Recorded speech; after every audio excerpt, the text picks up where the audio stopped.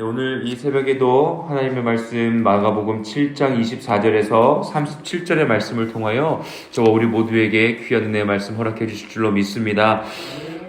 지금 어제 시간에는요, 예수 그리스도께서 바리새인과 사두개인에게 말씀하시기를 인간의 입에로 들어가서 배설되어지는 그 배설물이 더러운 것이 아니라 인간의 마음에서부터 나오는 이야기들, 인간으로부터 나오는 마음에서 죄로부터 시작된 이야기들이 우리의 삶을 어렵게 한다. 그것이 더러운 것이다 라고 말씀하셨습니다. 그리고 오늘 말씀에는요, 이방 여인의 딸을 예수 그리스도께서 고쳐주시는데 그 고쳐주시는 그 과정이 조금 우리가 생각하는 것과는 다른 모습이 기록되어 있습니다. 여기 말씀해 보면은 26절에 그 여자는 헬라인이요 수로보니게 족속이라 라고 기록되어 있습니다. 당시에 이방 여인은요, 유대인들이 봤을 때 그냥 죄인입니다. 그냥 자기들과는 상관이 없는 자들입니다. 그 사람들을 보면요, 바리새인들이나 서기관이나 제사장들은 그냥 진짜 모른 채 하고 눈을 감고 지나갈 정도였다라고 합니다. 그러니까 사마리아인도 도둑을, 강도를 만났을 때 제사장과 또한 바리새인들이 그것을 보고 그냥 지나치지 않습니까? 그러니까 그 정도로 이방 여인들에 대해서는, 이방인들, 특히 여인들에 대해서는 아주 하찮게 여기는 문화가 있었던 것이죠. 그런데 예수 그리스도는 어떻습니까? 하나님의 나라가 이 땅 가운데에 임하는 것, 그 사명을 가지고 오시지 않았습니까? 죄인들에게 빛을 주시기 위해서, 귀신 들린 자를 고쳐주시기 위해서, 병든 자를 고쳐주시기 위해서 이 땅 가운데 오셨는데 그에게 이렇게 이야기하십니다.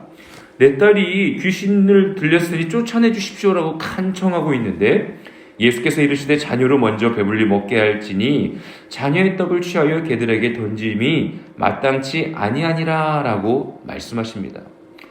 그러니까 먼저 내 자녀들에게 먹을 것을 줘야지, 내 자녀들에게 떡을 취하여 개들에게 던지는 것. 그러니까 이방 여인들을요, 그 당시에 유대인들이 표현했던 것처럼 개라고 표현하면서 내 자녀들에게 줄 음식을 어떻게 개에게 주냐라고 노골적으로 이야기하십니다. 이거 좀 이해가 되지 않지 않습니까? 두 가지 정도로 볼 수가 있습니다. 먼저로는 유대인들을 먼저 구원하시기 위해 이 땅 가운데 오신 예수 그리스도, 구약 성경에 나와 있는 하나님께서 이 땅 가운데에 유대인들을 택하여 주셨죠. 유대인들을 택하여 주셔서 이스라엘 백성들을 통하여서 하나님의 나라를 경험케 하셨습니다. 그리고 이방 땅들을 정복하게 하셨고 하나님을 경배하고 예배하는 하나님께서 택하신 유대인들을 먼저 구원하시겠다라는 표현이 되기도 합니다. 그리고 난 다음에 사도행전에서 이제 시작되어지는 이방인들을 향한 하나님의 나라의 그 복음이 이루어지는 것, 유대인들을 통한 복음의 시작이요, 그 다음에 이방인들에게 복음을 선포하는 것에 대한 하나님의 말씀이 이루어짐에 대해서 우리가 해석할 수 있습니다. 그리고 난 다음에 보면은, 그렇다면 하나님의 말씀의 권위와 하나님의 방법에 대해서 순종하고 계시는 모습인 거예요.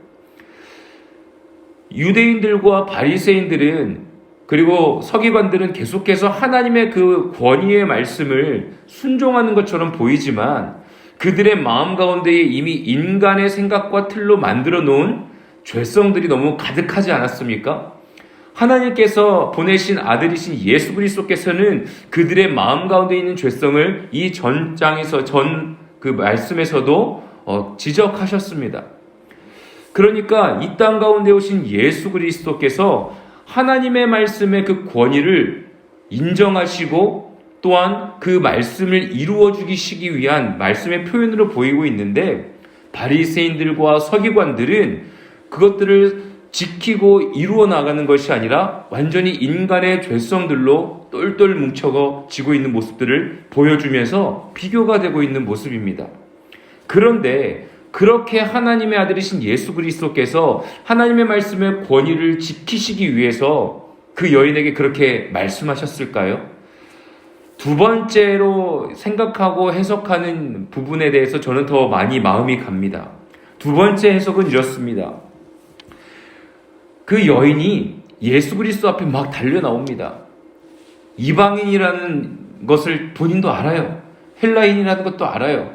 수많은 사람들이 자신을 향해서 손가락질하는 것도 알아요. 그런데 막 달려옵니다. 그런데 예수 그리스도께서 한 발자국 멀리 떨어지시는 겁니다. 나는 유대인들에게 먼저 복음을 전하기 위해서 왔다 라는 말을 그것도 비껴서 아주 기분 나쁘게 말씀하십니다. 그런데 이 여인은 어떻습니까? 더 예수 그리스도 앞에 나아갑니다. 여자가 대답하여 이르되 주여 옳소이다마는 상 아래 개들도 아이들이 먹던 부스러기를 먹나이다 라고 고백하지 않습니까? 그 아이가 그 주인이 키우는 강아지들 있지 않습니까? 그 강아지들이 그 주인이 먹던 부스러기를 먹기 위해서 그 상 아래 있지 않습니까? 자신을요 개라고 비유하고요 인정하고요 그러면서도 더 예수 그리스도의 발 앞에 나아가고 있습니다. 예수님께서 맨 처음에 선을 긋고 나는 유대인들을 위해서 왔다라고 말씀하셨지만 그 여인은 더욱더 달려들어서 예수 그리스도께 자신의 아픔과 괴로움과 힘듦을 고백하고 있는 거예요. 예수 그리스도께서 잠시 선을 그어두셨던 것은 그 여인의 간절함과 그 여인의 믿음을 다시 한번 확인하시고 그 여인의 상황 가운데 놓여져 있는 그 믿음의 힘이 더욱더 강하여지고 더욱더 성숙해지기를 위하여서 예수 그리스도께서 그렇게 잠시 밀어두시는 것이었습니다. 자녀를 키울 때 어떻습니까? 모든 것을 다 들어주면요 오히려 그 자녀가 불안해진다고 합니다. 왜 우리는 모든 것을 다 허용해주고 사랑해주고 물건을 다 사달라는 걸 사주면 이 아이가 사랑을 느끼고 뭔가 자존감이 건강해지고 그럴 것 같은데요.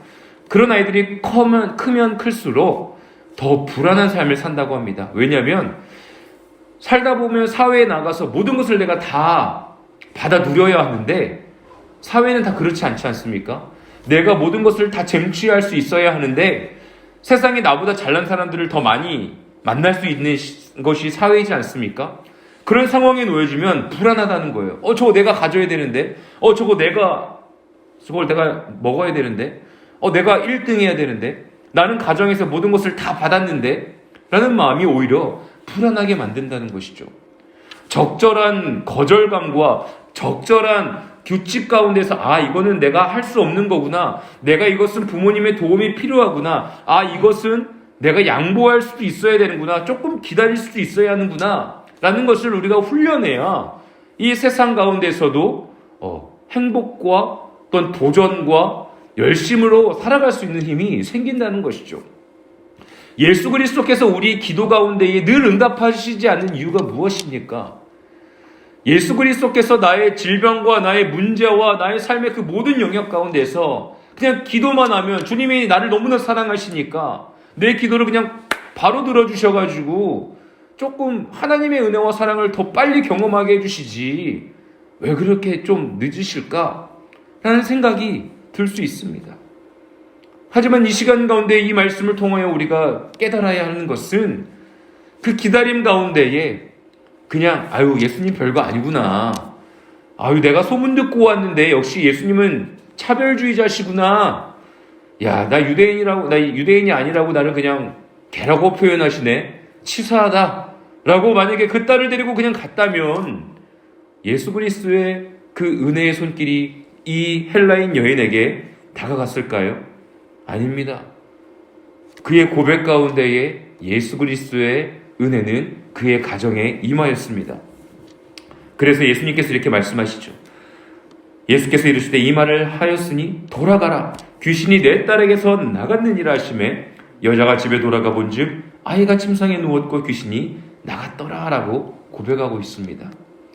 우리의 믿음이 더욱더 단단해져지는 시간은요, 어찌 보면 예수 그리스도의 침묵의 시간 가운데에 우리의 신앙과 우리의 믿음은 더욱더 튼튼하여지고 단단해지면서 강건해질 수 있는 시간인 것을 잊지 않는 저와 우리 모두가 되어지길 원합니다.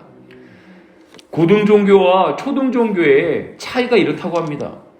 그러니까 종교를 고등종교와 초등종교로 나눈다는 것 자체가 어떻게 보면 우리 기독교와 다른 종교가 좀 다르다고 우리는 생각하지 않습니까? 그런데 기독교는요, 내가 신을 조종하는 것이 아닙니다. 그런데 초등 종교는요, 그냥 내가 신을 달래가지고, 내가 신을 달래서 나에게로부터 오는 악한 일들을 피할 수 있도록 도와달라는 겁니다. 그런데 우리는 하나님을 믿고 살아가는 존재로서 하나님께 나의 삶을 맡겨드리고 하나님이 나의 삶을 어떻게 인도하실지를 기대하고 더 나아가서 내가 죄인이라는 것을 인정하고 내 죄를 주님께 고백하고 주님 나를 용서해 주십시오라고 고백하는 것이 바로 우리의 삶 아니겠습니까? 그냥 내가 신을 이렇게 좀 달래가지고 이렇게 좀 해주세요. 내가 돈 많이 드릴게. 이거 바칠 때니까 비나이다. 내 삶을 좀, 내 자녀들을 좀 좋은 직장에 합격하게 도와주십시오. 라고 이렇게 살살 달래는 거라면 저와 우리 모두의 삶 가운데서는 내가 바로 하나님의 자녀입니다. 예수 그리스도의 제자입니다. 성령님의 뜻에 따르는 순종하는 삶을 살겠습니다. 라고 고백하는 것 아니겠습니까? 그러한 삶 가운데에 예수 그리스도께서는 결코 우리를 버리지 아니하시고 하나님의 때에 또한 성령님께서 우리에게 가르쳐 주시고 우리의 그 간절한 고백 가운데에 응답하시는 분이심을 잊지 않는 저와 우리 모두가 되어지길 원합니다.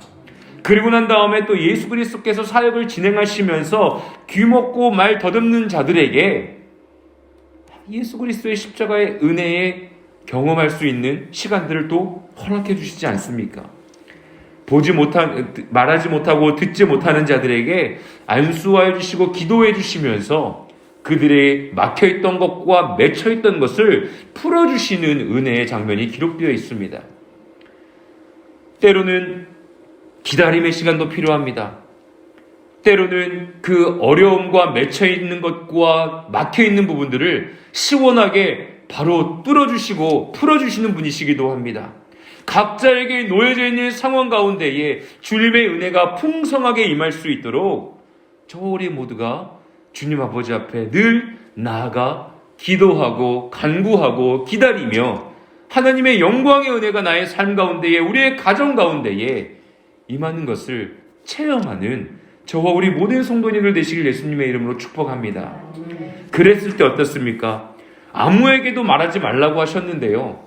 그걸 어떻게 아무한테도 말하지 않겠습니까? 나의 삶이 죽음 가운데서 살아남을 경험하는데요. 그럴 때일수록 경고할수록 그들이 더욱 널리 전파하였다라고 36절에 기록되어 있습니다. 사람들이 심히 놀라고요. 사람들이 이렇게 이런 일들이 일어난 것들을 한 번도 경험하지 못했다라고 많은 사람들에게 나누기 시작합니다. 이 시대 상황 가운데에 하나님의 역사가 예수 그리스도의 십자가의 은혜, 죽어가고 있는 사람을 살리는 교회들이 많아지길 원합니다. 우리 서부순복음교회도 그러한 교회가 되어지길 원합니다. 어떤 숫자적인 부흥을 이야기하는 것이 아닙니다. 전반적인 이 대한민국의 기독교의 색깔과 이 기독교의 어떤 이미지가 많이 땅에 떨어지고 있습니다. 예수 그리스도의 십자가의 은혜와 사랑 가운데에 진정으로 수많은 사람들이 예수 그리스도의 그 십자가의 은혜와 사랑을 체험할 수 있는 교회가 되어지길 원합니다. 바리새인과 서기관이 많이 있는 교회가 아니라 그래서 마음속에 있는 죄성들이 계속해서 나와서 예수 그리스도께서 보시기에 이거는 좀 그렇다라는 교회의 평가를 받는 기독교가 아니라 정말로 예수 그리스도의 사랑과 십자가의 은혜가 일어나 온 세계 지금 어려운 가운데 있지 않습니까? 질병이 끊어지고 어두움이 끊어지고 죄들이 끊어지고 아픔이 끊어지는 그리하여 부활하신 예수 그리스도의 십자가의 은혜가 풍성하게 경험되어지는 기독교가 다시 한번 일어날 수 있도록 부흥의 은혜가 일어날 수 있도록 우리가 함께 그냥 탁상공론하는 것이 아니라 그냥 비평하고 비판하고 정죄하는 데서 끝나는 것이 아니라 내가 십자가를 지고 그 길을 예수 그리스도와 함께 묵묵히 따라 나아가는 저와 우리 모든 성도님들 되시기를 예수님의 이름으로 간절히 축복합니다.